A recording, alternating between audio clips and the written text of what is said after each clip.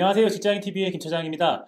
오늘은 제가 지난 학기에 수강을 했던 K-MOOC, 고려대학교에서 제공하는 무크 수업에 대한 피드백을 전해드리려고 이렇게 카메라를 켰습니다. 사실 이 영상은 학교의 e-러닝 지원팀에서 개최하는 공모전에 응모하는 영상이고요. 제가 작년에 참가하고 수료했던 두 개의 K-MOOC 수업에 대한 제 경험, 피드백, 그리고 개선점에 대해서 말씀드리는 영상이에요. 우선 MOOC라고 하면 Massive Open Online Course 라고 해서 온라인 공개 수업이라는 뜻을 가지고 있는데, 지금이야 다양한 방법으로 온라인 클래스들이 진행이 되고 있지만, 예전에 이 온라인 비디오 클래스가 처음 시작됐었을 때는 시간과 공간을 뛰어넘는다 해서 정말 각광받았던 그런 서비스거든요. 제가 작년에 입학을 하고 나서 학교에서 계속 메일이 날아오는데, KMBA에 있는 그런 정규 수업 과목들 말고 방학이라든지 아니면 학기 중이라도 계속 다양한 주제 과목들을 오픈했다라는 그런 알람을 계속 학교에서 메일로 알려주더라고요. 그래서 그 부분은 되게 좋았습니다.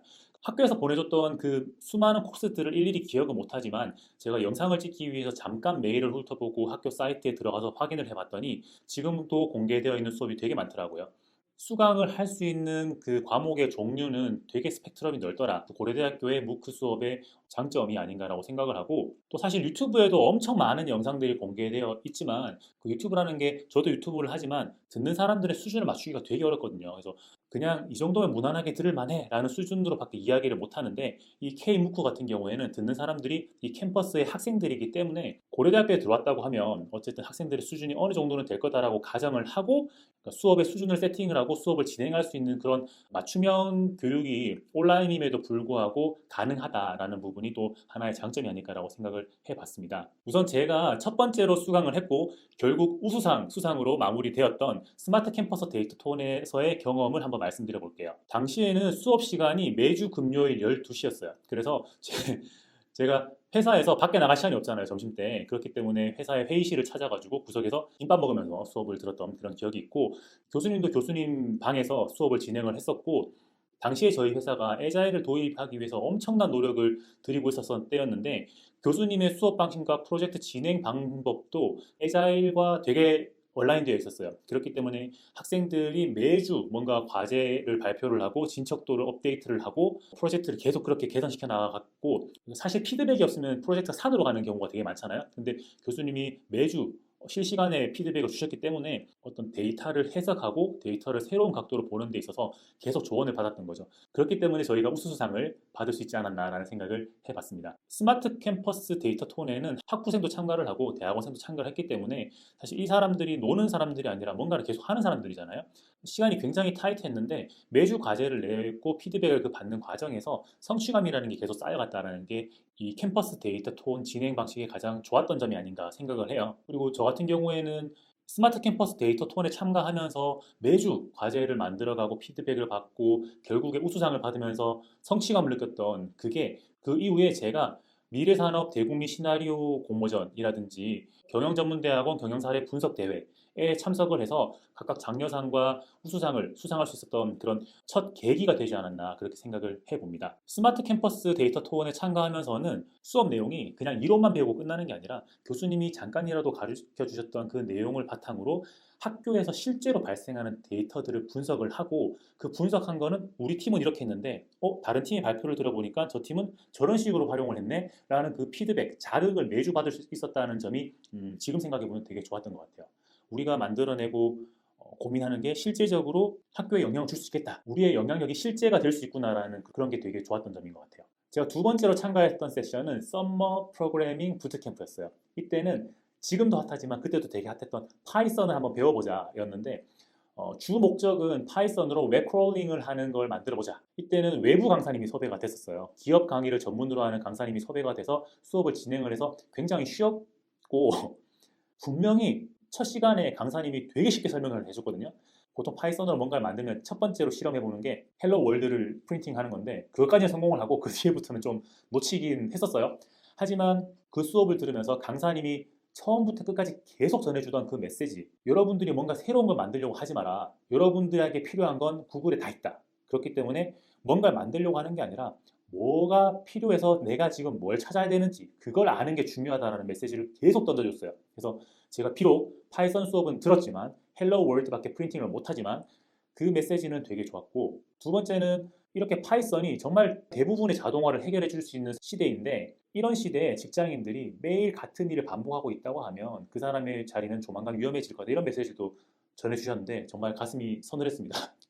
헬로 월드가 되게 무서웠어요. 저 옛날에 생각해보면 GW 베이직을 플로피 디스크에 부어가지고 그걸로 컴퓨터랑 이렇게 프로그램이라 치고 이렇게 몇 줄 써봤던 그게 다였던 사람인데, 이 파이썬을 배운다는 건 되게 어렵더라고요. 하지만 필요한 건 구글에 다 있고 뭘 찾을지를 생각하는 게 되게 중요하다라는 그 강사님의 그 코멘트가 되게 남아있습니다. 100% 온라인으로 진행이 됐었던 스마트 캠퍼스 데이터 톤이랑은 다르게 이 프로그래밍 부트캠프는 학교에서 실제로 오프라인에서 세션이 진행이 되고 그리고 온라인에서 수업이 진행이 되었었거든요. 때문에 오프라인에서 어떤 일들이 있는지를 제가 그 소리를 통해서 그리고 강사님의 피드백을 통해서 느낄 수가 있었어요. 그래서 그 오프라인의 열기가 되게 뜨겁구나, 뭔가 배워보려고 하는 학생들의 열정이 굉장히 뜨겁구나라는 게 오프라인에서 온라인으로 전해졌다는 느낌은 되게 좋았어요. 이 5일짜리 수업이 세션이 진행이 되면서 강사님도 어쨌든 현장에서 피드백을 주고받고 하는 학생들이 더 중심이 되니까 아무래도 온라인은 조금 소홀해지면서 오프라인 위주로 수업을 진행하게 되더라. 변명이지만 어쨌든 온라인에 있었기 때문에 수업을 다 따라가지 못하고 헬로 월드만 할 수 있어야 하나라는 생각을 해봤습니다. 지금은 전부 다 온라인으로 하는데 이 코비드가 좀 완화가 되면 온라인과 오프라인은 꼭 병행을 했으면 하는 그런 바람을 가지고 있어요. 마지막으로 개선점에 대해서 좀 말씀을 드려보고 싶은데요. 이 무크 수업이 온라인 수업이기 때문에 이 특성상 통계적으로 시작하는 사람들은 굉장히 많은데 2013년에 무크의 수강 패턴을 가지고 발표했던 그 레포트에 보면 세션을 끝내는 사람은 8% 정도밖에 안 된다고 해요. 저는 두 개를 다 수료를 했지만 실제로 이 K무크 과정에서는 몇 명이 수강 신청을 했고 몇 명이 끝냈는지는 모르겠으나 레포트에 따르면 이 신청을 했던 수업을 끝내지 못하는 그 이유가 시간 할애하기가 되게 어렵다. 매일 3시간씩 5일 동안, 이거 되게 어렵거든요. 그리고 매주 금요일마다 1시간씩, 이것도 좀 어려워요. 이렇게 되면 이제 온라인 강의를 녹화를 해서 언제까지 들어라 이런 식으로 진행이 되게 되는데 그렇게 약간 유도리를 둘 수 있지 않을까, 라이브 강의와 녹화 방송을 병행하는 그런 유도리를 좀 둘 수 있지 않을까라는 생각을 해봤고, 무크를 다 마치지 못하는 그 이유 중에 두 번째가 수준이 너무 어렵거나 너무 쉬운 경우가 있는데, 이건 고려대학교 학생들을 대상으로 하는 강의이기 때문에 수준의 그 범위를 좀 좁힐 수 있지 않을까라는 생각을 해봤어요. 그럼에도 불구하고 아주 쉬운 부분과 중급자, 고급자 이런 식으로 강의를 좀 세분화하는 것도 방법일 것 같은데 이건 학교의 리소스가 될지는 잘 모르겠어요. 그리고 세 번째는 진행 방식인데, 이 스마트 데이터 톤 같은 경우에는 매주 저희가 과제를 내야 되는지 사실 몰랐거든요. 몰랐는데 이 진행 방식이 내가 예상했던 것과 너무 다르다, 너무 빡세다 이렇게 돼버리면 그걸 또 다 따라가기 힘들 수가 있으니까 그런 것들도 사전에 공지를 잘 하는 게 필요할 것 같습니다. 스마트 캠퍼스 데이터 톤의 경험을 조금 생각해 보면 학생들이, 참가자들이 데이터를 다양한 각도로 다양한 시각에서 분석을 해서 뭔가 결과를 내고 하는 그런 방식은 좋았는데, 이게 데이터 톤이다 보니까 프로그램을 짜야 되고 어떤 앱을 구현하고 구동을 해야 되는 부분이었는데 저희가 짠 팀에서는 프로그래머가 없었어요. 통계과가 없었어요. 그래서 이런 사람들을 구하기 위해서 백방 노력을 해봤지만 저희가 사람을 구할 수가 없었던 거죠. 저희가 뭔가 실제로 구현해내는 능력이 너무 딸렸던 건 사실이에요. 이런 수업을 진행을 할 때 그 수업에서 뭔가 프랙티컬한 결과를 만들어내는데 꼭 필요한 리소스들을 참가자들이 구할 수 있으면 제일 좋지만, 만약에 못 구한다고 하면 주최 측에서 그런 학생들이나 그런 리소스들을 미리 섭외를 해서 이렇게 인재 풀을 좀 가지고 있으면 아이디어만 막 내는 사람들의 아이디어를 조금은 구체화시키고 현실화시킬 수 있는데 도움이 되지 않을까, 이런 생각을 해봤습니다. 어쨌든 동기부여, 참가 의지는 실제적으로 도움이 되는 거, 돈이 되는 거, 창업을 하거나 취업을 하는데 도움이 되는 거, 이런 거가 있으면 동기부여가 될 거잖아요. 상금이 걸려있다 그러면 불타오르니까.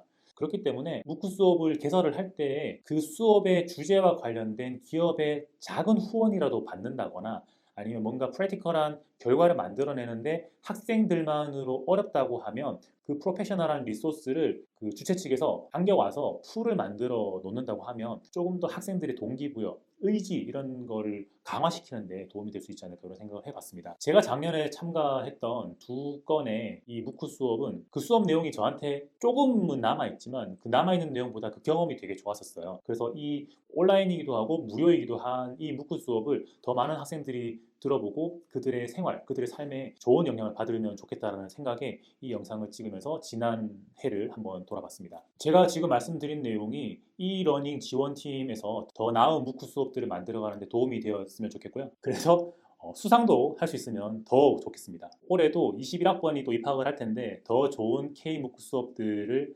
기대하고 있겠습니다. 감사합니다. 직장인TV의 김 차장이었습니다.